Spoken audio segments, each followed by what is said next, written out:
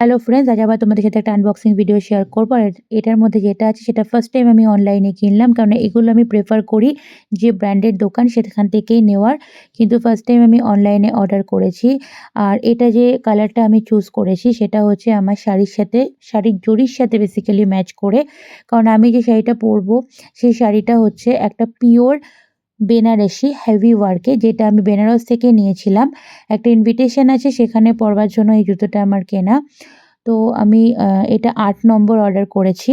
কিন্তু এটা নেওয়ার পর বুঝতে পারলাম যে এটা অনেকটা বড় হয়ে গেছে। চেঞ্জ করতে হবে, কারণ ঘরে আমি বাটার জুতো যেগুলো আগে আরও ইউজ করেছি সেগুলো ৭ রয়েছে। তো আমি ভাবলাম ৮ এ হয়তো ঠিকঠাকই হবে।